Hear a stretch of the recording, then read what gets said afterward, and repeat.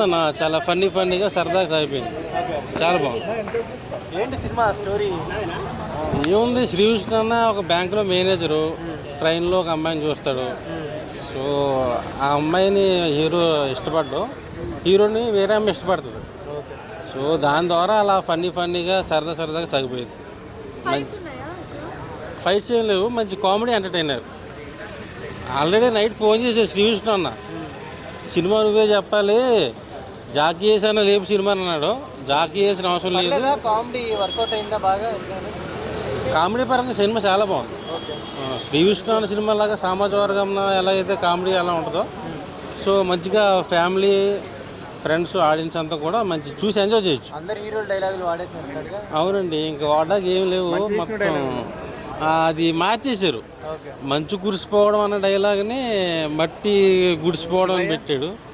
శివయ్య బదులు దేవుడా పెట్టాడు.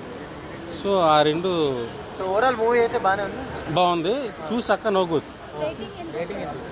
5కి 3 ఇస్తా. బాగుంది. చూస్తా నేనైతే, ఇంకో 2 సార్లు చూస్తా పక్క. హిట్ 3 అది వేరే జానర్. అది ఏ రేటెడ్ వైలెంట్ ఆ టైప్ సినిమా.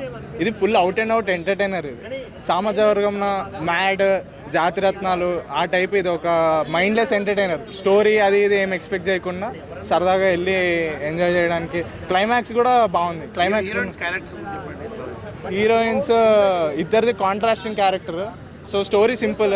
శ్రీవిష్ణుకి ఒక హీరోయిన్ నచ్చుతుంది, ఒక హీరోయిన్కి శ్రీవిష్ణు నచ్చుతుంది. ఇది తమిళ్లో విజయ్ సేతుపతి సినిమా ఒకటి సిమిలర్ ప్లాట్ టైప్ ఉంటుంది, కానీ ట్రీట్మెంట్ వేరు. మన తెలుగు కామెడీ స్టైల్లో ప్లస్ అన్ని మీమ్ రిఫరెన్సెస్ అయితే అవుట్ అండ్ అవుట్ బాగా వాడారు.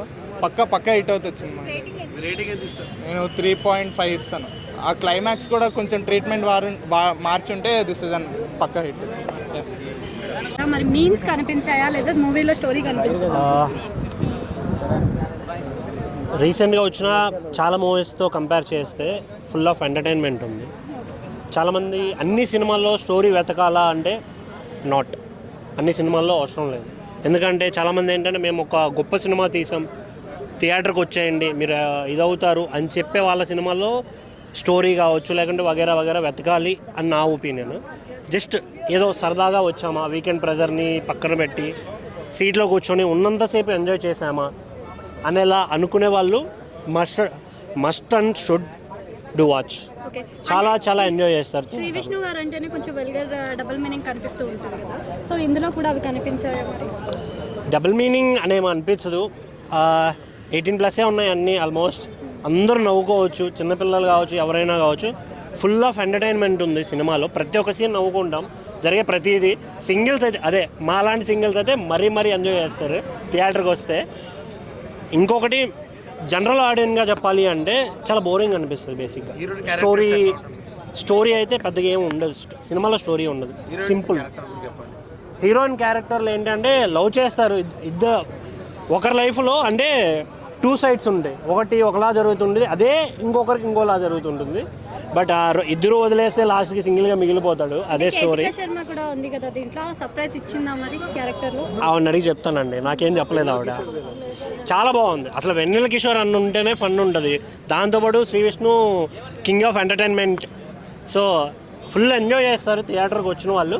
బట్ స్టోరీలు లేకుంటే లాజిక్లు అవన్నీ ఏం ఎతకద్దు. వచ్చామా, ఆయన మంచి యాక్టర్ కాబట్టి సినిమా తీశారండి. యాక్టింగ్ గురించి చాలా బాగుంది, చాలా ఫన్. అయితే చాలా ఎంజాయ్ చేస్తాం, చాలా ఫన్ ఉంది. రేటింగ్ ఇచ్చే అంతేం లేదండి. బట్ జనరల్ ఆడియన్గా చెప్పాలి అంటే చాలా బోరింగ్ అనిపిస్తుంది. ఒక స్టోరీ లైన్ అయితే ఉండదు సినిమాలో. సింపుల్ లైన్ ఉంటుంది, కానీ కూర్చున్నంతసేపు నవ్వించారు. అదైతే చెప్పగలను. ఎంజాయ్ చేస్తాం. సింగిల్స్ అయితే మరీ